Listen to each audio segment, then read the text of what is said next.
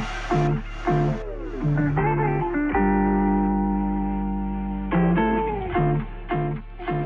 everyone, Sammy Guns here, welcome to my channel. Today we'll be looking at the Keychron K1 low profile keyboard. So some of the features of the Keychron K1 include its low profile keys. This particular model has the Gateron red switches, so they're nice and linear. So nice and silent. I'm sure we'll do a sound test later. It also includes a nice strong aluminium body, so very sturdy. Also has 15 different lighting settings, which to me is very important. I love a good RGB. And the other thing that really sold it to us when we were looking at buying this keyboard was the fact that it could connect up to 3 different devices, which can include both Windows and Mac OS. We'll do a quick unboxing, see what this thing comes with. Maybe? I don't know. All right, we'll do a quick unboxing, we'll see what this thing comes with and see how it games.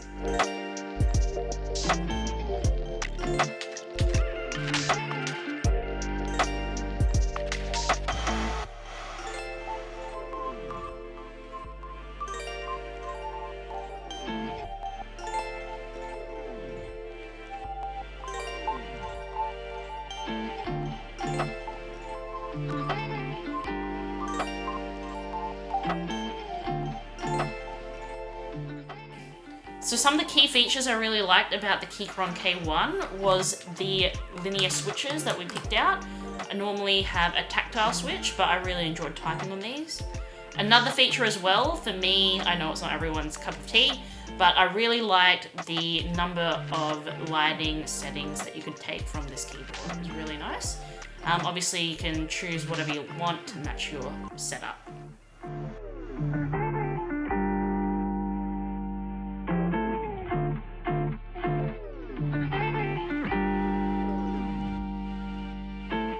I also really like the strong aluminium body, so it's really sturdy, really nice build quality. Again, if you are someone that has multiple devices, obviously if you're traveling with it, you know that this thing is going to hold up.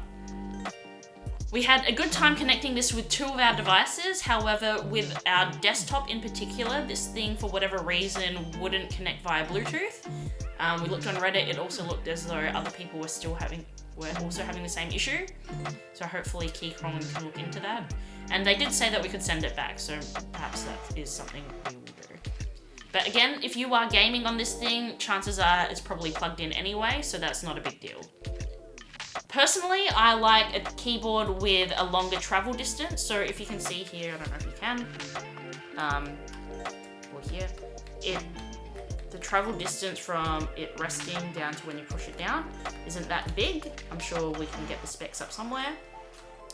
Versus the current keyboard that I'm using has a longer travel distance. Again, if you can see that, so there's more depth when you press.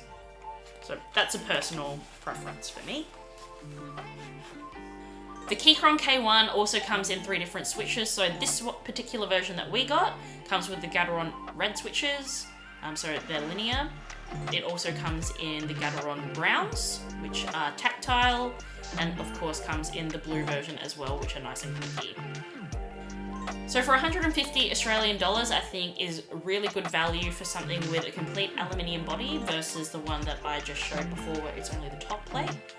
I feel like you'd be very hard pressed to find another keyboard for the same amount of money with the same sort of style switches for the same price.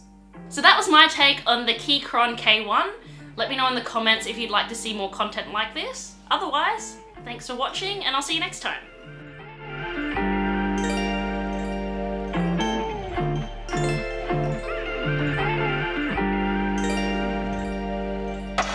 Actuation point of was, oh fuck Hasbro, I don't know what I'm talking about. Or, forget it.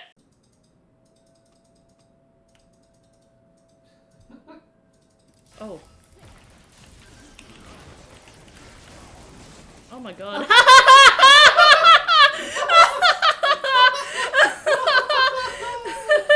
Oh my god. That is so fucking funny.